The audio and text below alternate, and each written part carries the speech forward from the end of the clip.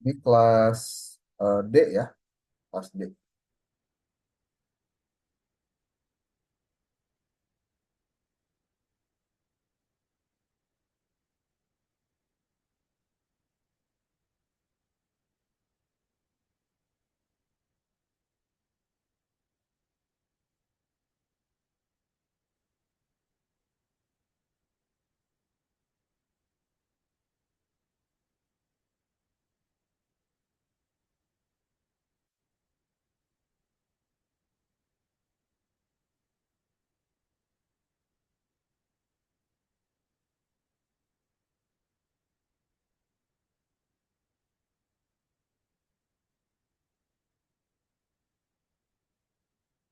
Yuk, silakan dimulai.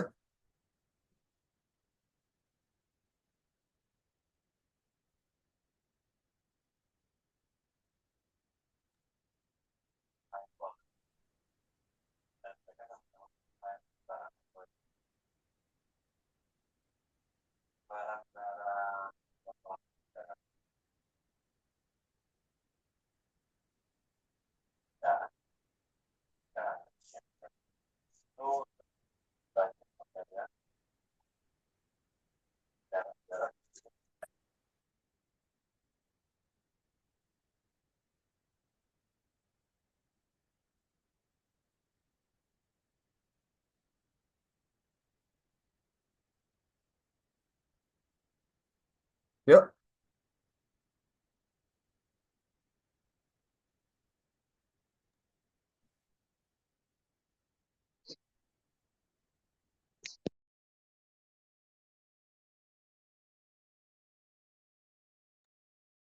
buat kelas D, Bapak minta tolong yang belum ngisi apa eh, angket yang pernah dikirim, tolong dibantu diisi ya. Oke, Baik, Pak. coba dikirim lagi di grup coba itu. Bapak udah kirim lagi di grup tadi.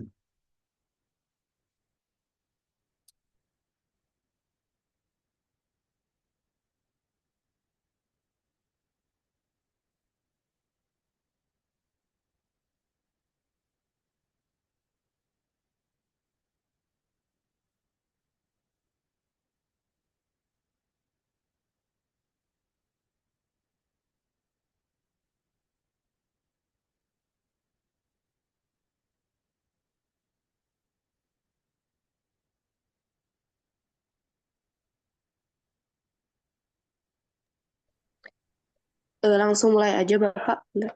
Ya, mulai aja. Bismillahirrahmanirrahim. Assalamualaikum warahmatullahi wabarakatuh. Waalaikumsalam warahmatullahi wabarakatuh. Ya, mohon izin sebelumnya di sini saya selaku moderator yang insya Allah akan memandu gitu ya kegiatan presentasi kita pada pagi ini. Bismillahirrahmanirrahim. Hamdan wa syukran lillah amma ba'du. Yang saya hormati Bapak dosen juga teman-teman sekalian yang saya banggakan. Insya Allah pada pagi ini kita akan presentasi mata kuliah pengembangan bahan ajar yang insya Allah akan disampaikan oleh kelompok satu, yang mana di sini anggotanya itu ada Kaisy Aulia Salsabila, ada Muhammad Rizal Nur Syahrani, dan juga ada Mufidah Safa. Oke, mungkin sebelumnya saya bantu jelaskan juga gitu ya urutan dari kegiatan pada pagi ini. Yang pertama ada pembukaan, yang kedua itu ada pemaparan materi, dan yang ketiga ada sesi tanya jawab juga diskusi. Masuk ke sesi pertama yaitu pembukaan. Oke, Bismillahirrahmanirrahim. Puji serta syukur ya kita panjatkan kehadirat Allah Subhanahu Wa Taala yang mana atas berkah dan karunia-Nya kita masih diberi kesehatan juga kesempatan ya sehingga kita masih bisa mengikuti perkuliahan pada pagi ini walaupun secara daring. seperti yang udah disampaikan sebelumnya gitu ya, kalau insya Allah di pagi ini akan ada presentasi dengan materi pedoman, standar, dan langkah-langkah pengembangan bahan ajar PAI. Yang mana tema kali ini gitu ya, materi kali ini juga cukup penting gitu ya, karena bahan ajar itu apa ya, kayak karena bahan ajar yang berkualitas itu punya peran penting gitu ya, yang bisa bantu untuk meningkatkan pemahaman ataupun eh,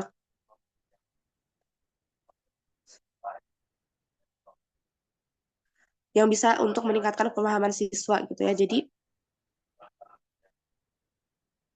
diharapkan teman-teman untuk menyimak dengan baik gitu ya, diluruskan lagi niatnya dan dipersiapkan segala alat tulisnya. Kayak masuk ke sesi selanjutnya, yaitu pematerian yang akan langsung dibawakan oleh kelompok satu. Mungkin aku langsung serahkan saja ke ke para pemateri ya, waktu dan tempat. Saya persilahkan.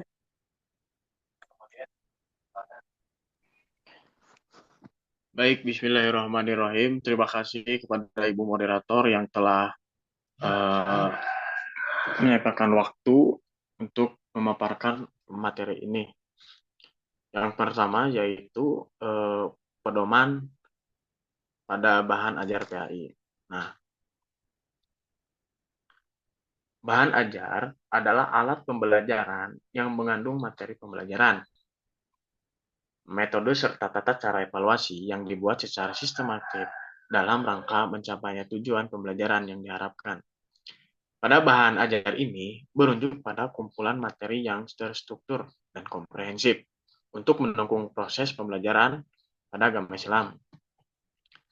Hal bertujuan untuk menyampaikan, memperdalam pemahaman, pengetahuan, serta pengarahan sikap dan perilaku sesuai dengan keadaan prinsip-prinsip Islam untuk mendorong peserta didik dan mengimplementasikannya dalam kehidupan sehari-hari. Nah, di sini tuh pada materi pembelajaran ini, siswa dapat meningkatkan kualitas pembelajaran PAI di sekolah dan untuk mendorong ketertiban siswa dalam proses belajar. Di sini ada 4 prinsip pada pedoman bahan ajar pendidikan agama Islam. Yang pertama yaitu harus relevan atau relevansi sesuai dengan SK dan KD. Nah, setiap pembelajaran harus secara relevan agar mudah dapat dicerna oleh siswa. Nah, yang kedua yaitu kesesuaian kurikulum yang berlaku. Nah, kesesuaian kurikulum yang berlaku menganut pada sistem pembelajaran yang berlangsung pada pembelajaran di dalam kelas. Nah, kurikulum ini harus relevan, ya seperti kurikulum Merdeka atau Kuktilas. Terus yang ketiga yaitu kualitas konten yang sahih seperti Al-Quran dan hadis. Nah, karena ini kontennya berbasis seperti keislaman, karena di sini mempelajari pembelajaran agama Islam. Nah, di sini tuh harus membuat konten yang bervariasi seperti ilmu-ilmu agama Islam atau Al-Quran hadis, pembelajaran yang ada di dalam agama Islam itu. Terus yang terakhir yaitu inklusivitas, yaitu mengakses materi pada siswa dengan mudah. Nah, pada aspek ini merupakan standar pedoman bahan ajar yang ada dalam pembelajaran PAI ini. Yang selanjutnya yaitu standar dalam penyembahan standar dalam pengembangan bahan ajar PAI yang akan disampaikan oleh Mufidasa, Pak. Oke, terima kasih kepada pemateri sebelumnya. Lanjut saja, kita memaparkan materi tentang standar setelah tadi dibahas tentang pedoman pengembangan bahan ajar PAI. Jadi, standar dalam pengembangan bahan ajar PAI itu memiliki beberapa standar.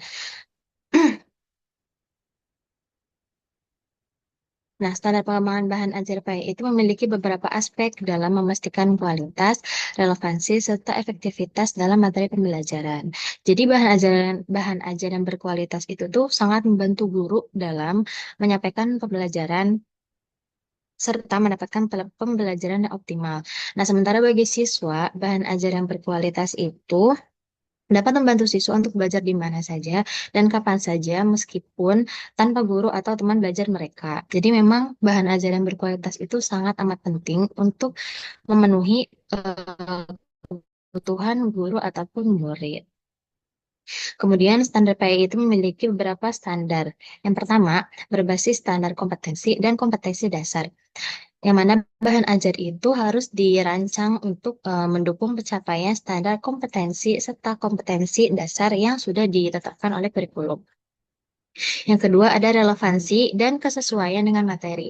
Jadi materi yang disampaikan itu harus sesuai dengan kebutuhan siswa, baik dari sisi sosial, budaya, ataupun nilai-nilai agama. Nah, selain itu juga materi itu dibuat aplikatif atau mudah diterapkan agar siswa itu lebih mudah menghubungkan konsep agama dengan kehidupan mereka sehari-hari. Yang ketiga ada sistematis dan komprehensif. Jadi pengembangan bahan ajar yang sistematis itu berarti mengikuti atau sesuai dengan langkah-langkah yang terencana dengan baik, yaitu menganalisis kebutuhan, pemilihan konten, kemudian ada pengorganisasian materi. Nah, pengembangan ajar yang komprehensif itu mencakup beberapa aspek yang diperlukan dalam proses pembelajaran secara keseluruhan, seperti kualitas, sumber bahan ajar atau sumber belajar, ataupun relevansi dan kesesuaian materi. Keempat, ada pendekatan pedagogis. Bahan ajar itu dibuat untuk membantu pendekatan pembelajaran yang berpusat pada siswa. Dalam arti siswa itu lebih banyak terlibat dalam pembelajaran. Kita tuh bisa memberikan ruang diskusi kepada siswa serta mendorong siswa tuh untuk lebih aktif gitu saat di kelas atau saat di pembelajaran. Dan terakhir ada evaluasi. Evaluasi ini itu penting dilakukan agar kita tahu sejauh mana bahan ajar yang telah dirancang tuh efektif dalam mencapai tujuan pembelajaran. Evaluasi ini juga mencakup bahan ajar, kemudian ada evaluasi guru ataupun evaluasi terhadap siswa. Selanjutnya kita akan lanjut ke materi langkah-langkah pengembangan bahan ajar PAI. Jadi pengembangan bahan ajar PAI itu kan membutuhkan langkah-langkah yang sistematis dan terencana untuk memastikan kualitas, relevansi, serta efektivitasnya. Ada beberapa hal yang perlu diperhatikan saat menyusun dan mengembangkan bahan ajar. Yang pertama, analisis kebutuhan. Analisis kebutuhan juga dibagi menjadi beberapa bagian. Yang pertama itu ada analisis kurikulum PAI. Dalam pengembangan kurikulum PAI itu, dalam pengembangan kurikulum PAI itu harus dipastikan bahwa kurikulum itu sesuai dengan tujuan pendidikan Islam, serta dapat disesuaikan dengan berbagai konteks serta efektif dalam mencapai tujuan pembelajaran. Nah, di sisi lain juga ada faktor-faktor yang mempengaruhi perkembangan kurikulum PAI seperti psikologis, sosial, ataupun perkembangan ilmu dan teknologi. Dengan memperhatikan prinsip serta faktor yang mempengaruhi, pengembangan kurikulum PAI dapat dilakukan dengan sistematis serta komprehensif untuk memastikan kesesuaian kualitas serta efektivitas bahan ajar. Kemudian yang kedua ada analisis terhadap sumber belajar. Jadi sumber bahan ajar itu adalah satu komponen penting dalam pembelajaran yang akan digunakan nanti oleh guru ataupun peserta didik. Sumber belajar tuh banyak, bisa berupa buku, video, ataupun audio. Tapi ada yang berpendapat juga sumber belajar itu segala sesuatu yang berbentuk benda, orang, dan dapat dimanfaatkan, yang mana dapat menunjang belajar, yang nanti itu akan bermanfaat untuk pendidik atau peserta didik. Nah, sumber belajar itu bukan hanya alat ataupun materi yang dipergunakan dalam pembelajaran, tapi bisa juga termasuk orang, anggaran, ataupun fasilitas. Yang ketiga, analisis terhadap penentuan jenis bahan ajar. Jadi penentuan bahan ajar yang tepat dalam pembelajaran itu sangat perlu diperhatikan. Kalau penyampaian materi yang disampaikan oleh guru kepada peserta didik dengan bahan ajar yang tidak tepat, maka penyampaian materi itu tidak akan maksimal. Jadi memang bahan ajar ini tuh sangat penting baik dalam pembelajaran klasik, individual, ataupun kelompok. Kemudian yang keempat, menentukan kompetensi dasar. Kompetensi dasar adalah kemampuan untuk mencapai kompetensi inti yang harus diperoleh oleh peserta didik melalui pembelajaran. Nah, ketika kompetensi dasar itu diberikan eh, pada siswa, jadi terlebih dahulu guru tuh harus menguasai materi yang ada. Jadi kompetensi dasar itu menjadi kewenangan pemerintah pusat untuk menghindari perbedaan penyediaan materi pokok di setiap satuan pendidikan. Tetapi seiring berjalannya waktu dan perkembangannya, pemerintah itu melalui dinas dinas pendidikan dan sekolah itu diperbolehkan untuk mengembangkan standar keterampilan dan kompetensi dasar sesuai dengan kebutuhan daerah serta kebutuhan dan karakteristik peserta didik. Kemudian yang kelima ada menentukan sistematika bahan ajar dan strategi pembelajaran. Jadi keberhasilan suatu pembelajaran itu ditentukan bagaimana bahan ajar itu dibuat sedemikian rupa yang relevan dan efektif.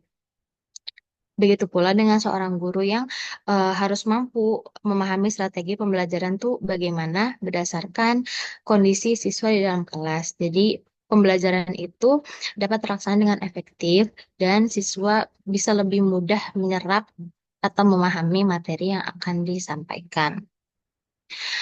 Sekian dari saya. Untuk pembahasan selanjutnya, saya serahkan kepada rekan saya, Kaisya Aulia Salsabila. Oke, terima kasih kepada Safa. Jadi sebelum lanjut ke langkah ke-6, tadi sudah disebutkan bahwasannya ada 5 langkah. Pertama yaitu analisis kebutuhan, lalu ada analisis terhadap sumber belajar, terus ada analisis penentuan bahan ajar, terus yang keempatnya menentukan kompetensi dasar, dan yang kelimanya menentukan sistematika bahan ajar dan strategi pembelajaran. Lanjut di poin ke-6, itu ada pengumpulan sumber.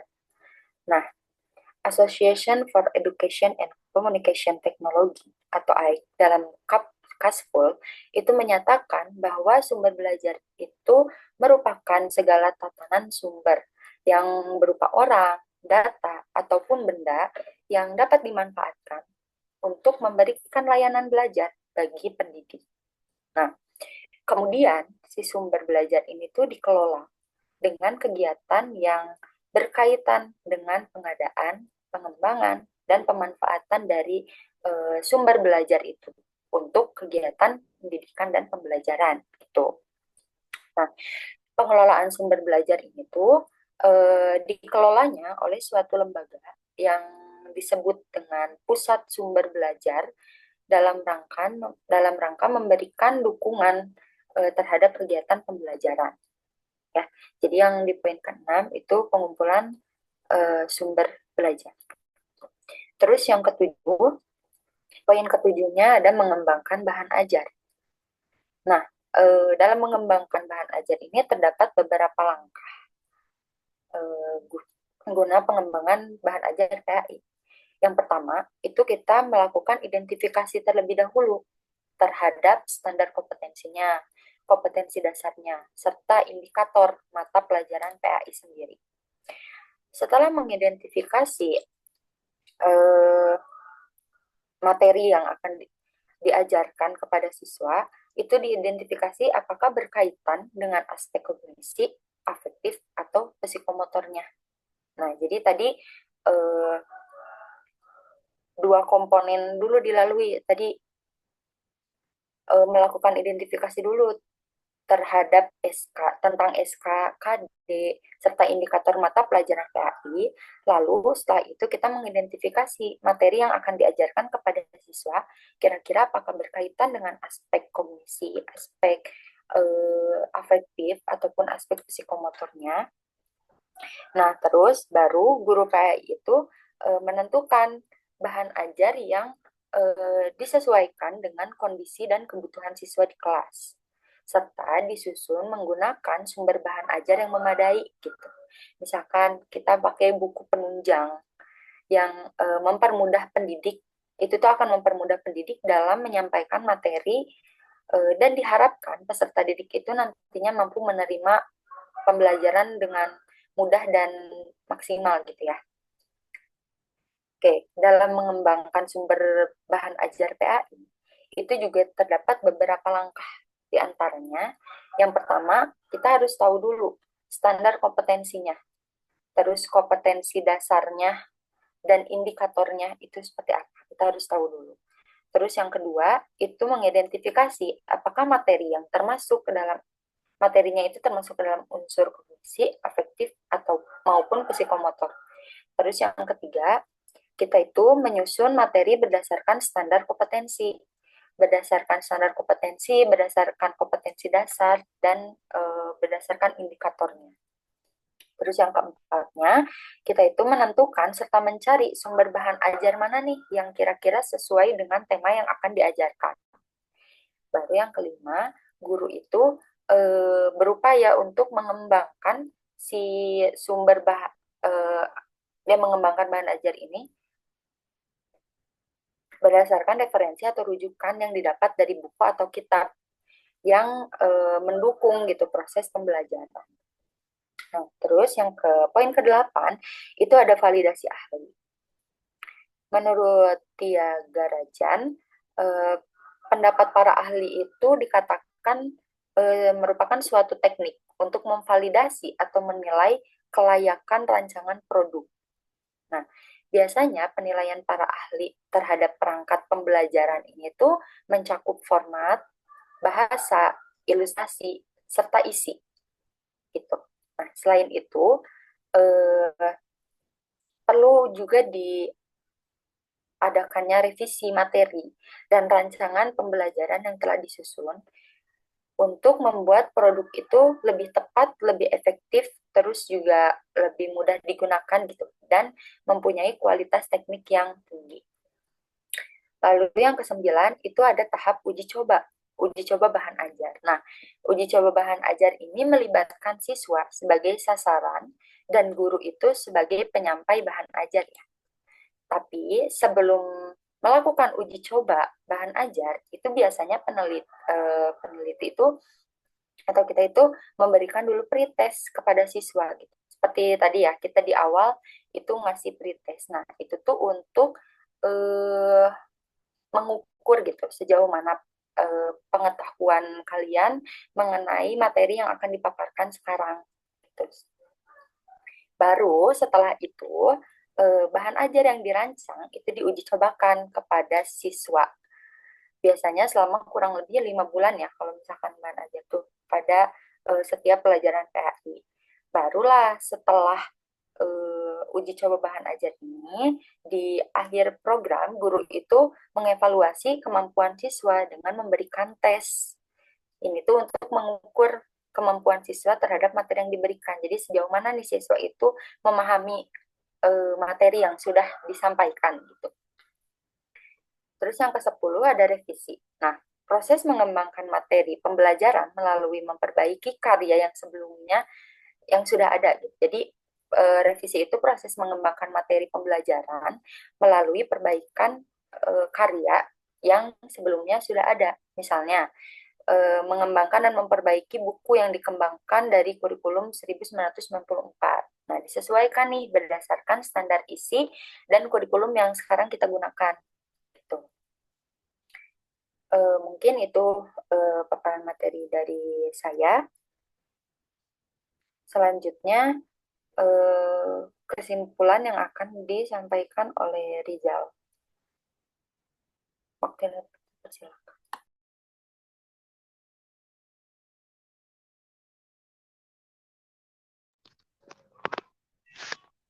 Oke, baik. Terima kasih kepada Kak Syaulia. Nah, di sini saya akan menyimpulkan dari materi ini bahwa pengembangan bahan ajar ini dalam pendidikan agama Islam yang efektif dan relevan sangatlah penting untuk meningkatkan motivasi belajar dan pemahaman pada peserta didik. Pengembangan ini harus didasarkan pada pedoman dan standar yang jelas. Nah, tadi kan sudah dipaparkan oleh Kasia dan Mufidah Safa tentang pedoman dan standar eh, bagaimana untuk mengembangkan bahan ajar ini. Nah, terus pada proses pengembangan bahan ajar ini harus mengikuti langkah-langkahnya yang sistematik, mulai dari analisis kebutuhan hingga akhirnya itu evaluasi. Dan untuk memastikan kualitas dan efektivitas dalam mencapai tujuan pembelajaran ini. Nah, mungkin itu saja yang kami paparkan materi hari ini. Cukup sekian, terima kasih. Kami kembali ke moderator.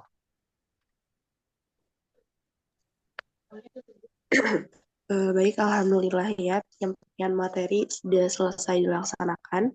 Ini kita langsung masuk aja ke sesi selanjutnya, yaitu sesi tanya jawab diskusi. Di tanya jawab kali ini itu ada 4 pertanyaan wajib ya dari kelompok 2. Adapun buat teman-teman kelompok lain yang mau bertanya ya itu ada kuota 4 pertanyaan. Nah ya, kalau misalnya teman-teman dari kelompok lain mau bertanya. Oke, boleh dari teman-teman dari kelompok 2 dulu ya untuk mengajukan pertanyaan ke kelompok 1. Saya persilakan. Izin bertanya.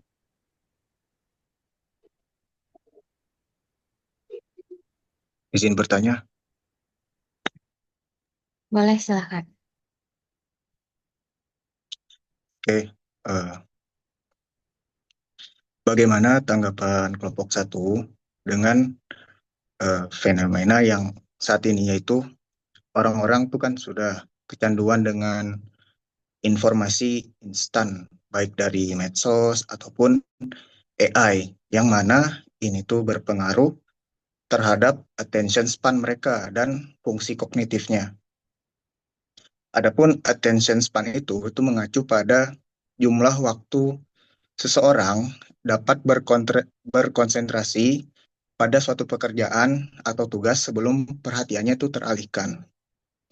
Nah, orang-orang sekarang itu attention span, rata-rata attention span-nya itu sudah pendek gitu, karena terlalu banyak mengkonsumsi informasi instan. Selain dari itu juga ada emang faktor bawaan seperti anak-anak yang hyperaktif gitu ya. Jadi attention span-nya itu emang pendek. Nah, pertanyaannya bagaimana peran guru dalam menerapkan bahan ajar yang efektif bagi para siswa-siswa yang seperti ini? Seperti itu.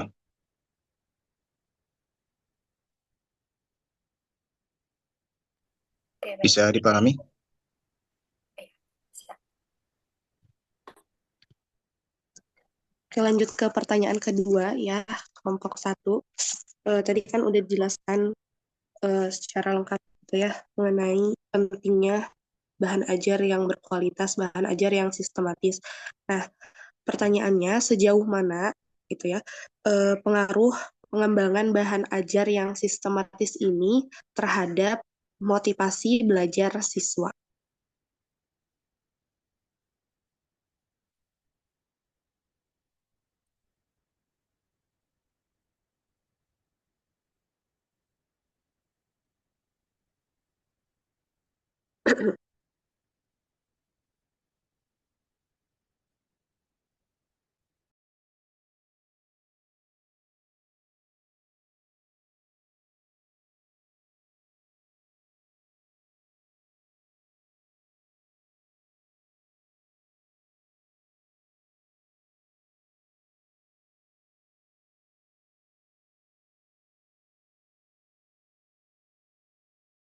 Sob, jangan sampai ada jeda ya.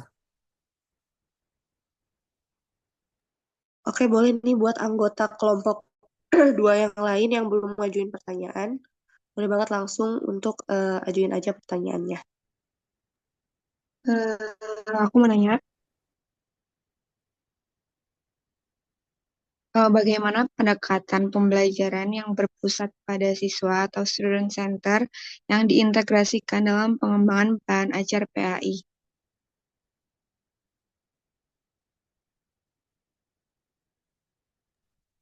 Teman-teman yang nanya, jangan lupa tulis di grup, tulis di apa?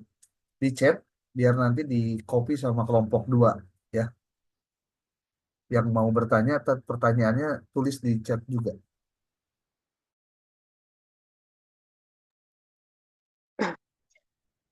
Oke, mungkin boleh nih buat teman-teman kelompok lain yang mau bertanya, boleh raise hand atau langsung open mic. Ada 4 pertanyaan ya bagi teman-teman dari kelompok lain yang mau bertanya. Dan jangan lupa untuk pertanyaannya juga ditulis ya di kolom chat.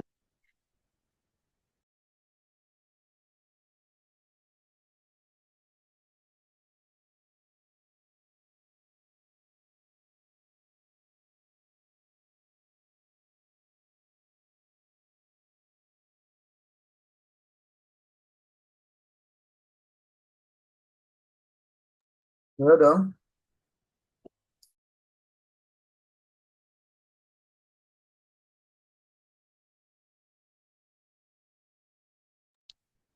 Apakah ada yang mau bertanya?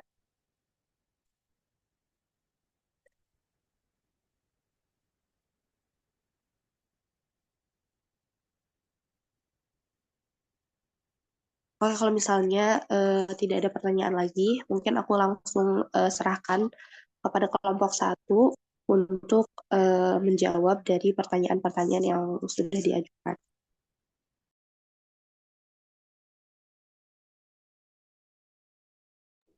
Baik, mohon izin sebentar, minta waktunya sebentar untuk berdiskusi ya, moderator. Eh,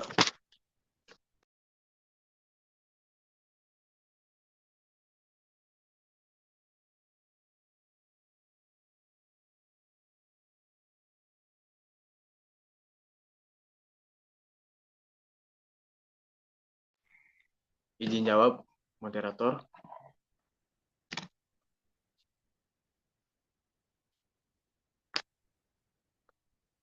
Untuk pertanyaan dari Mupid Kausar. Nah, tadi itu kan Mupid apa namanya itu pertanyaan itu sangat itu ya mengundang acuan seperti itulah yang dimana fenomena kecanduan informasi dalam AI yang mengacu dalam perkembangan AI ini. Nah, seperti gini, Pin.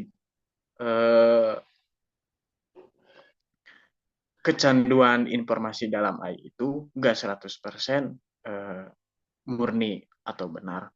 Pasti kan nggak harus benar satu kejadiannya yang sama. Nah, pasti ada saja yang tidak relevan atau mungkin yang disebut hoax lah, yang seperti itu.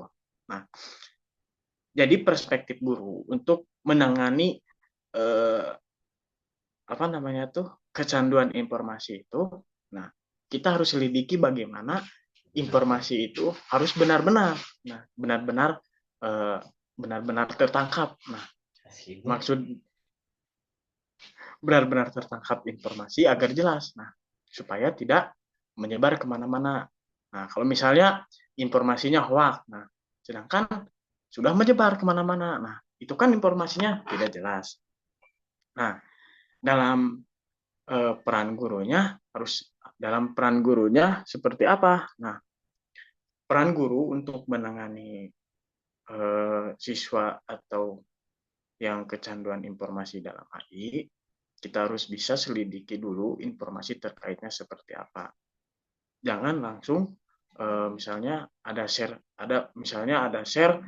dari suatu grup, nah, langsung di-share saja. Enggak, kita harus dibaca. Kan kalau kata kasarnya, kita tuh malas baca nih. Ya, seperti saya juga sih, malas baca.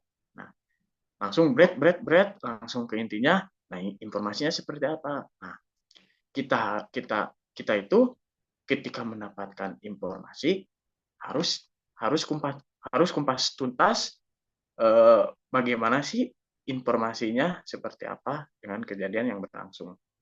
Nah, mungkin peran guru yang efektif ini mengajarkan siswa harus benar-benar menanggapi bagaimana informasi yang sudah berlangsung. Nah, seperti itu. Mungkin ada tambahan dari Mufid atau gimana? Cukup? Enggak, Be. Maksudnya itu gimana cara guru meningkatkan motivasi siswa yang mengalami penurunan attention span, bukan apa namanya murid yang terkena hoax, tapi bagaimana cara guru dalam kelas itu menangani para siswa yang terkena penurunan attention span dan penurunan fungsi kognitif akibat terlalu banyak memainkan media sosial kayak scroll TikTok, scroll Instagram, YouTube Short gitu kan, yang mana itu tuh berpengaruh terhadap attention span mereka. Attention span itu kan jumlah waktu seseorang bisa berkonsentrasi terhadap suatu hal. Jadi ketika di kelas tuh mereka tidak mudah teralihkan gitu. Ketika lagi proses belajarnya tidak mudah teralihkan karena mereka tuh terlalu banyak mengkonsumsi informasi yang instan, yang mana berpengaruh terhadap fokus mereka ketika dalam proses pembelajaran. Iya, gitu. Mungkin boleh ditulis pertanyaannya di kolom chat ya. Mungkin ini ambil arahan dulu dari kuliah mata pelajaran tasawuf. Nah, itu kan sudah terjelas ya, mahasiswa dilarang main HP. Nah, itu tuh sebagai acuan bagaimana siswa mendapatkan belajar yang tepat. Nah, bagaimana sih caranya? Nah, itu udah tujuan si guru itu mengakses untuk tidak memain HP. Nah, seperti itu. Nah, itu mungkin guru sangat baik dalam memberikan arahan seperti itu. Entah kenapa. Nah, misalnya guru itu sedang menerangkan. Nah, ketika mungkin sebagian 5 menit atau 10 menit berjalan, kita menyerap pembelajaran itu. Nah, sehabis 5 menit 10 menit itu kita udah bubar ya. Misalnya udah ngantuk atau seperti apa. Nah, mungkin langsungnya kita memain HP atau scroll TikTok atau sebagaimana. Nah, mungkin seperti itu, Fit. Atau ada arahan lagi bisa kita kumpas tuntas jawaban Fit. Oke, mohon izin ya, aku mau nambahin yang tadi Abah jawab. Jadi tadi kan pertanyaannya bagaimana peran guru itu dalam meningkatkan motivasi belajar siswa yang mengalami penurunan attention span dan fungsi kognitif gitu akibat kecanduan informasi dari atau informasi dan medsos gitu ya. Nah, jadi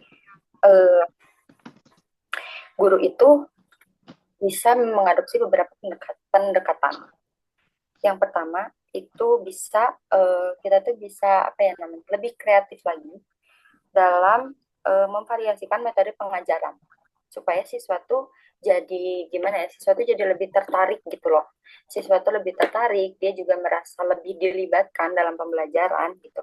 Biasanya misalnya kita pakai sistemnya diskusi kelompok. Jadi tidak hanya guru kan yang berperan aktif, namun siswa juga dilibatkan gitu untuk berpendapat. Dia juga dilibatkan untuk memecahkan masalah. Dia dilibatkan untuk memahami atau mencari materi pembelajaran yang dibahas gitu. Terus bisa juga kayak misalkan melalui simulasi atau permainan edukatif lainnya. Terus eh,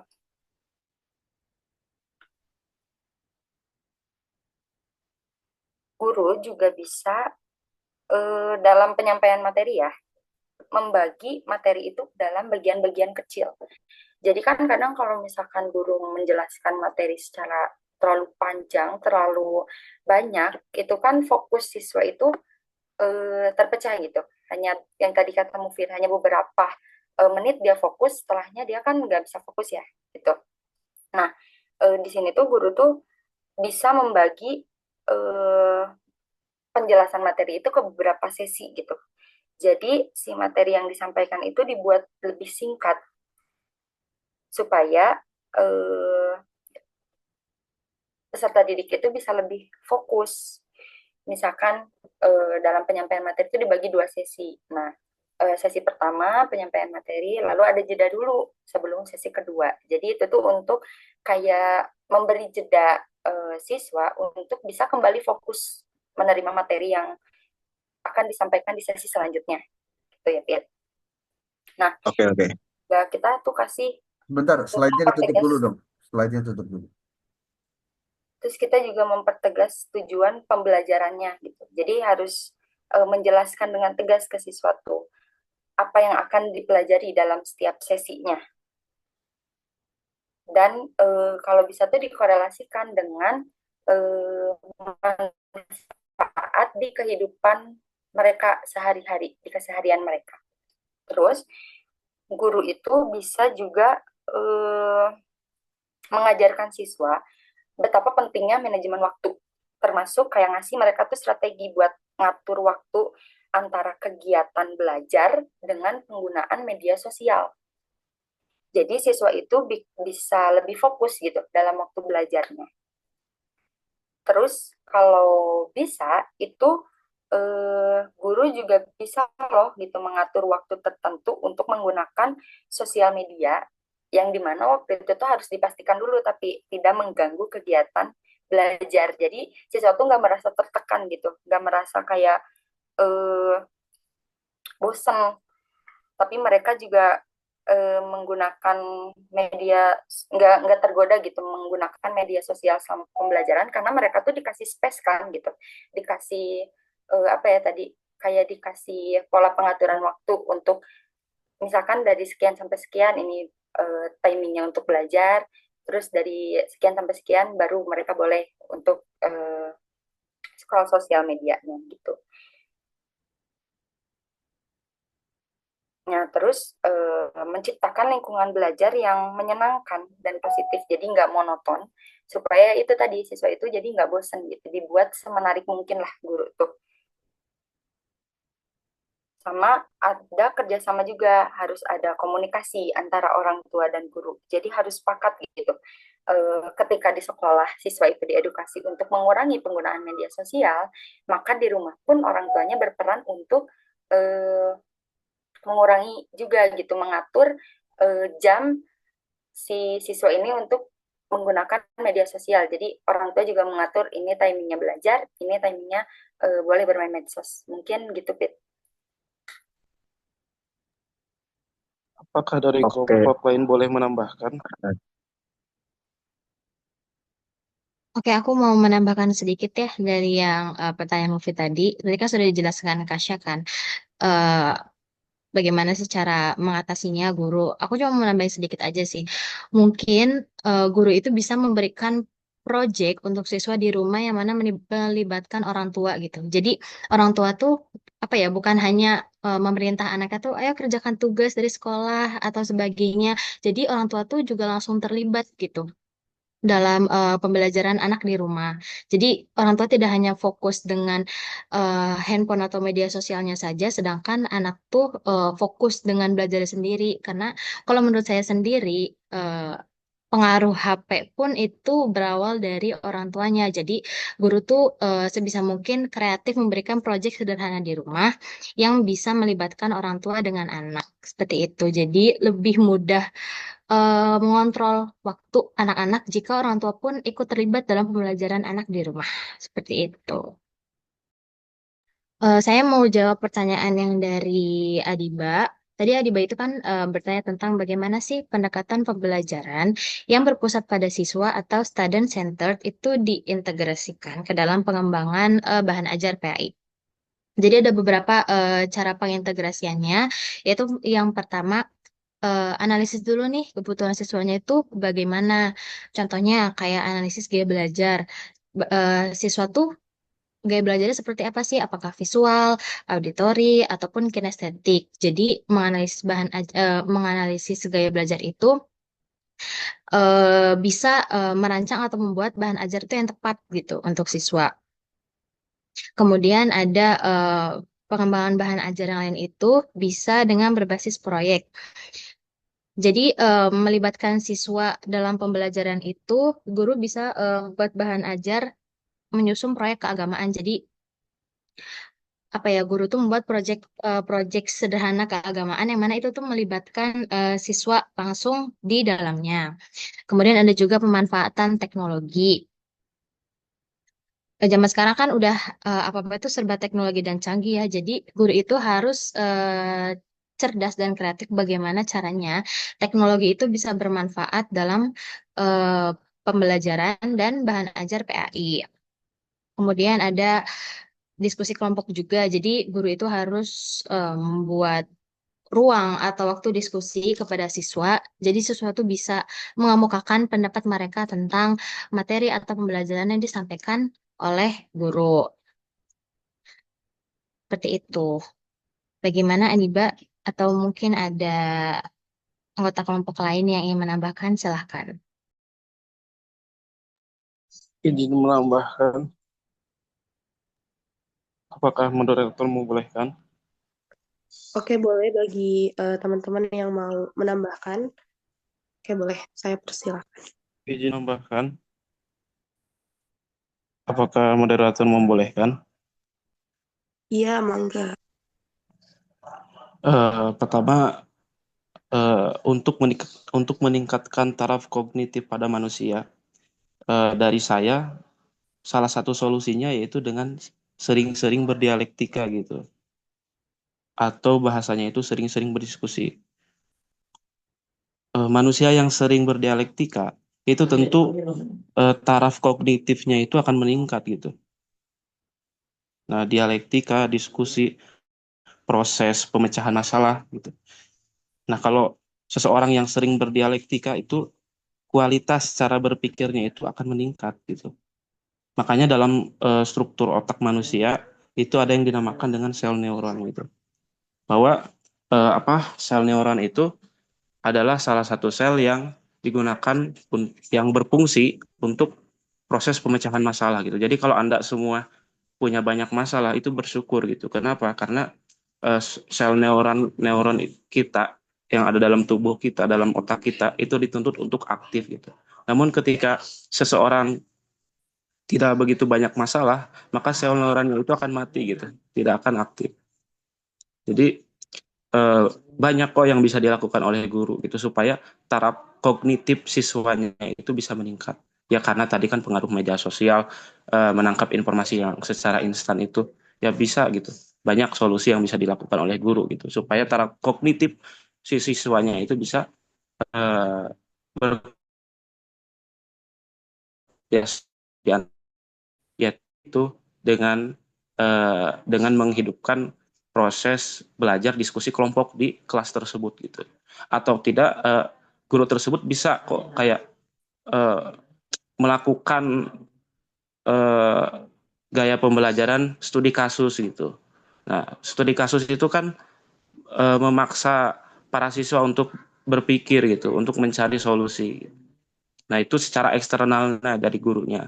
Kemudian kalau secara internalnya itu guru bisa tuh kayak memberikan nasihat-nasihat atau penyuluhan-penyuluhan terhadap dampak daripada media sosial gitu, dampak negatif dan dampak positif dari media sosial itu sendiri gitu. Kalau di sekolah saya dulu itu di SMP itu ada program literasi gitu, literasi. Jadi setiap pagi hari Selasa sama hari Kamis itu dari pihak sekolah mengadakan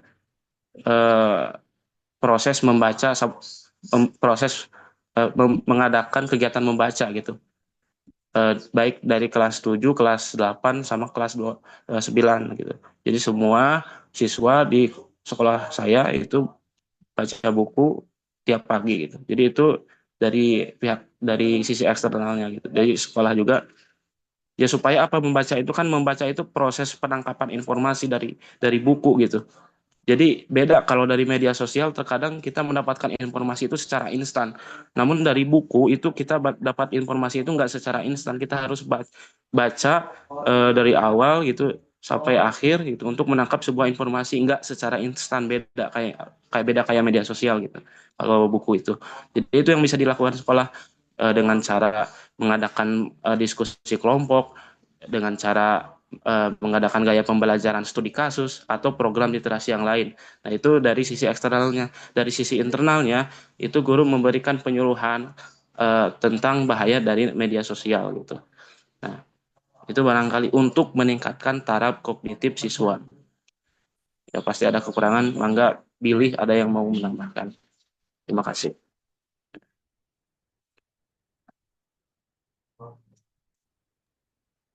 Terima kasih ya kepada Ilham yang sudah menambahkan pendapatnya gitu, pandangannya juga. Jadi boleh nih buat teman-teman lain ada yang mau menambahkan lagi.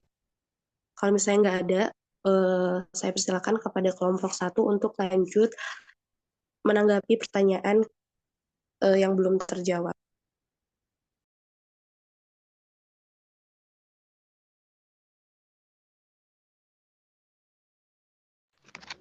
Oke, saya akan menjawab pertanyaan dari Maulia. Nah, pengembangan bahan ajar yang efektif itu seperti apa sih untuk siswa? Nah, yang pertama yaitu meningkatkan minat pada siswa. Nah, pada bahan ajar yang efektif dapat meningkatkan efektivitas pada siswa. Nah, sebelum memulai pembelajaran, kita harus tahu dulu minat dan bakatnya siswa itu seperti apa sih yang akan dipelajari, yang akan dipelajarinya. Nah, terus membuat siswa merasa tantangan. Nah, dimaksud dengan tantangan ini membuat bahan ajar yang efektif dan dapat merasa siswa untuk tantangan dan termotivasi dalam belajar.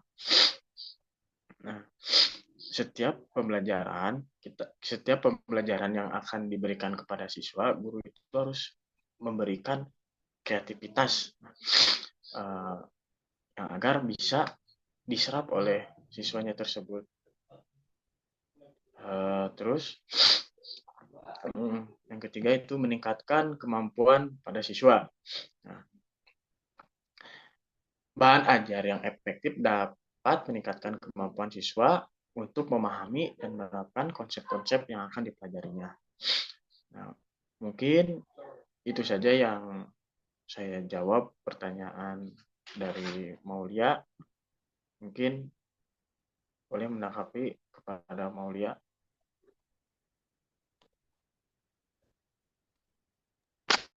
Ya udah aman ya pertanyaannya. Barangkali dari teman-teman yang lain yang mau menambahkan, boleh ya.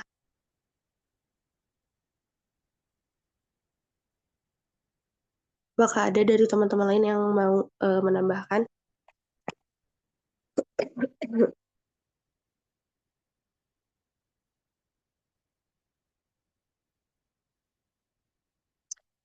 Oke, kalau misalnya tidak ada, aku langsung lanjut aja ke sesi penutupan. Alhamdulillah ya, teman-teman semua. Presentasi di pagi ini sudah selesai dilaksanakan. Seenggaknya kita bisa dapat pemahaman gitu ya mengenai pentingnya bahan ajar gitu ya dalam pembelajaran gitu ya, karena bahan ajar ini sangat penting gitu ya, baik bagi siswanya atau bagi gurunya juga gitu ya. Bagi gurunya bisa bantu untuk mengoptimalkan dalam hal penyampaian, juga bagi siswanya dapat memudahkan siswa gitu ya untuk memahami materi yang disampaikan gitu. Tadi juga udah disampaikan mengenai standar dalam pengembangan bahan ajar ya, dari mulai harus bahan ajar itu harus berbasis standar kompetensi, juga kompetensi dasar yang sesuai dengan kurikulum ya, sampai bahan ajar itu harus ada evaluasi juga ya, baik bagi guru ataupun bagi muridnya. Kayak semoga materi yang disampaikan bisa bermanfaat ya bagi kita semua. Saya ucapkan terima kasih kepada para pemateri, juga kepada rekan-rekan semua gitu ya yang sudah menyimak ya, yang sudah bertanya juga. Mungkin untuk perkuliahan selanjutnya saya serahkan kembali kepada Bapak dosen.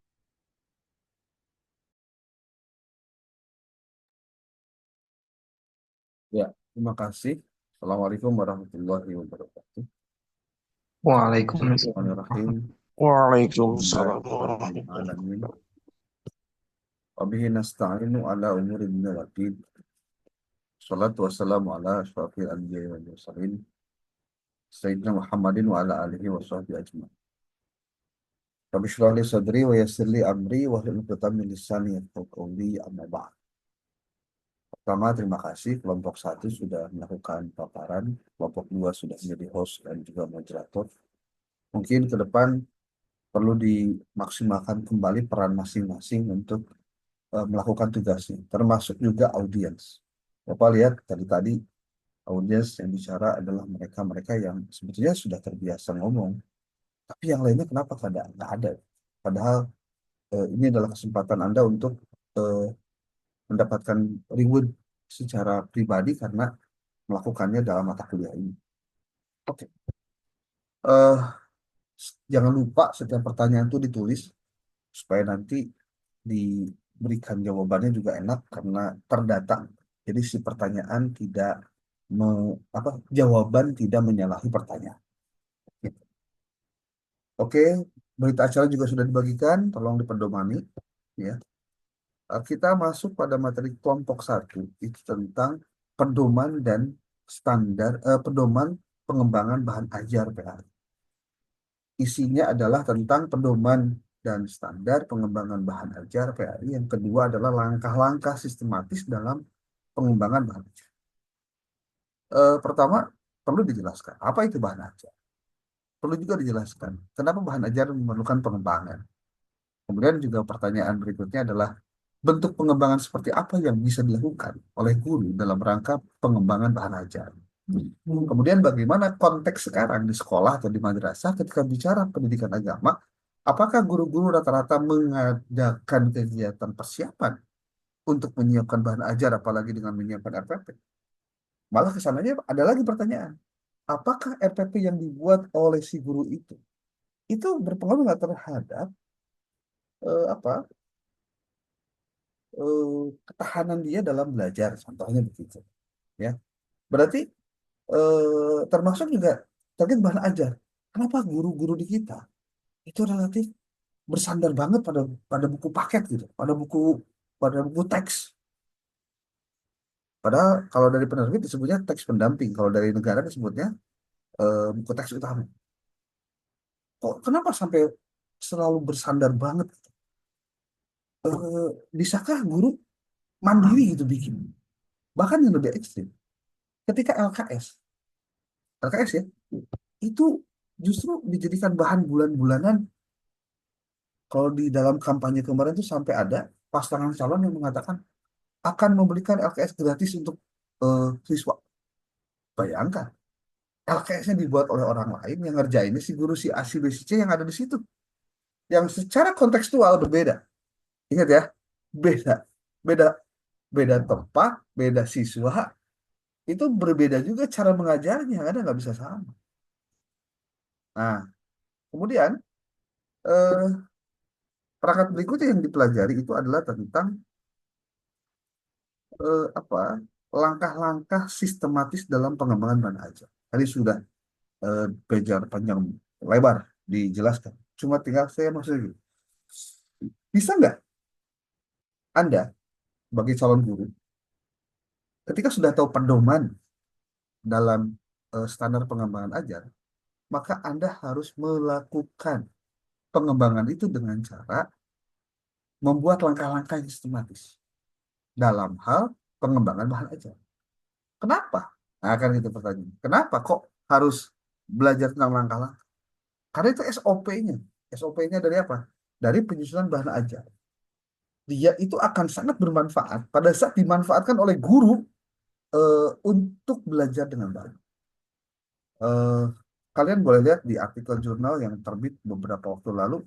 Kalian itu saja pengembangan bahan ajar PAI. Situ ada bagaimana sebuah bahan ajar itu mampu menangkap dan menyampaikan materi yang sebelumnya mungkin susah untuk disampaikan pada saat dia nggak bikin perangkat-perangkat. Makanya Bapak berharap nih teman-teman kelas D ini benar-benar bisa memanfaatkan waktu dengan benar ketika Ramadan ini. Untuk apa? Untuk pengalaman belajar kalian. Karena nanti di kelompok 2, Anda sudah masuk pada bagaimana struktur kurikulum dan implikasinya dalam pengembangan bahan ajar PAI. Kita fokusnya pelajarannya PAI ya. Kalau PAI berarti di sekolah ya, ya. SD, SMP, SMA, SMK, satu lagi. Kenapa nggak bahas madrasah? Sebenarnya kalau madrasah itu bahasanya pengembangan dari, karena memang tidak ada pelajaran PAI di madrasah itu. Yang ada adalah mata pelajaran akidah lah, mata pelajaran fikih, mata pelajaran SKI, mata pelajaran Quran hadis. Hanya itu, dan itu semua ada dalam komponen yang terdapat di di RPP yang dibuat oleh si guru. Gitu. Nah, ketika membedah kurikulum, maka harus tahu nih ada berapa materi tentang kurikulum di kelas 10 contohnya, kelas 10, 10, 11, 12 SMA. Coba petakan bagian mana membahas apa. Dan jangan sampai terjadi pengulangan di kelas atas contohnya. Kan ini udah dipelajari kelas 10. Kok dibalikin lagi di kelas 11 contohnya. Nah itu kan karena ketidakpiawaian kurikulum dalam menstruktur tulisan. Gitu. Menstruktur sistematikanya. Makanya penting ya buat kalian yang semester 2 ini, semester apa kelas kelompok 2 nanti untuk mempersiapkan ini. Oke, ada pertanyaan yang bisa dijawab nggak sama kelompok 1 ini? Atau ada hal lain? Hmm? Gimana PJ-nya Kang Firdas? Ya, Pak, Ya, izin paling Pak pengen bertanya, boleh? boleh, boleh. Jadi gini, Pak, kan kalau waktu itu saya pernah sempat pesantren gitu 2 tahun di masa masa SMA. Nah, Allah. yang mana mata pelajar pendidikan di sekolahnya sama di pengajiannya itu eh, anak-anak itu lebih, ya para santrinya tuh lebih apa namanya, cenderung lebih mengikuti pelajarannya tuh pada pelajaran yang ada di pengajiannya gitu. Tapi di sekolahnya mereka benar-benar apa namanya, benar-benar masa bodoh gitu Pak. Nah, jadi kayak gimana ya? Saya tuh masih bingung gitu. Kenapa bisa terjadi hal seperti itu? Padahal dari kualitas pendidikan gurunya itu juga nggak jauh beda dengan Harusnya guru. bagus ya. Ya Pak. Nah, ya banyak faktor ya. Kalau apalagi di pesantren, apalagi di pesantren. Di pesantren itu kompleks masalahnya. Dan mesti kalian tahu, beruntunglah mereka yang pernah pesantren. Kalau belum, cobalah sekarang masanya pesantren. Kenapa? Karena keilmuan kalian di bidang PAI itu kebanyakannya pedagogi, bukan keilmuan pendidikan agama Islam, bukan pengetahuan tentang agama Islamnya. Jadi kalau ditanya, apakah ada lulusan PAI yang jadi ahli fatwa? Nggak ada. Nah, sekarang tadi, kenapa bisa sampai begitu? Ya, satu, saya menganggap kalau di pesantren, otoritas gurunya itu penting untuk menjadi bagian dari pengaruh terbesar. Guru ya, gurunya. Sehingga cara pandang dia tentang sesuatu tergantung dari dia guru ini cara pandangnya kayak gimana. Mau jauh. Uyah tara netes ka luhur. Lain anak, lain dulur, tapi batur bisa gitu. Terus yang kedua, faktor pengaruh yang lainnya itu karena memang eh, banyak cerita ya tentang PAI ini. Jadi apa ya? Coba kalian bayangkan deh, menjadi guru PAI itu nggak mudah. Dia harus bisa mengadaptasi apa yang Rasulullah lakukan. Jadi kalau mau ditanya, bagaimana caranya kita bisa tahu seseorang itu jadi guru yang baik atau tidak? Gampang. Apakah dia pada saat proses pembelajaran ada atau tidak? Pada saat dia pada proses pembelajaran dia bikin perencanaan atau tidak? Itu dulu. Nah, sekarang di siswanya. Gimana nih? Si gurunya udah oke, tapi siswanya kok, aduh, nah itu dia. Kadang mungkin ya cara pandang subjektif siswa terhadap guru kan berbeda. Mungkin bahasanya kalau guru mau ngedidik, tapi buat anak nyiksa. Nah, kan udah lain ceritanya. Sisi-sisi itu sudah berbeda. Jadi tertekan, situasi yang tidak menguntungkan, bikin pikirannya jadi kalut. Nah, itu kemudian ketika bicara pendidikan menjadilah terpenting gitu. Padahal seperti itu kondisinya. Ya, oke. Ada lagi? Oke, Bapak lanjutkan dulu ya. Nah, eh, untuk minggu depan nih kelompok 2, oh ya, nah kudu maksimal. Mudah-mudahan kita dalam keadaan sehat ya. Jangan sampai ada yang sakit. Kalaupun ada sakit, bagusnya ya nyalain aja apa on kamera saja, nggak masalah. Oke, beberapa hal sudah disampaikan dan juga ada yang belum bisa disampaikan. Nanti kita akan sampaikan di minggu depan. Dan tolong kalau ada pertanyaan buat Bapak, tolong ditulis di grup, tulis namanya, kelas apa, ya, supaya nanti kita bisa cari jawabannya bareng-bareng. Kenapa? Karena kolaborasi itu intinya saling membantu sama lain, bukan saling menjatuh, ya, gitu. Ada? Masih ada? Oke, Teman-teman, ya, gimana? Siapa? ya, nggak Pak, lanjut aja Pak. Oke, setelah ini Bapak minta di ini dulu ya, kan katanya kita ada apa rehat 10 menit ya, maksudnya ditarik jadwalnya nggak pas jam 10 lebih 10 kan? Betul Ya. Pak. Oke, Bapak dikasih waktu sekarang ada pukul 9.41, kasih waktu sampai dengan pukul 9. Tolong lakukan pretest, lakukan post test, kemudian laporannya dirapihkan supaya nanti perbaikannya perlu untuk disampaikan. Kang Firdaus tolong dikirim link kumpulan ini ya, soal. Maksudnya tugas-tugas di kelas Anda buat mata kuliah ini, ya. Baik Pak. Oke, Bapak pikir itu aja dulu. Terima kasih dan pastikan kita selalu sehat walafiat. Absensi jangan lupa barusan Bapak di capture siapa yang off kamera, siapa yang tidak, ya. Assalamualaikum warahmatullahi wabarakatuh. Waalaikumsalam. Waalaikumsalam.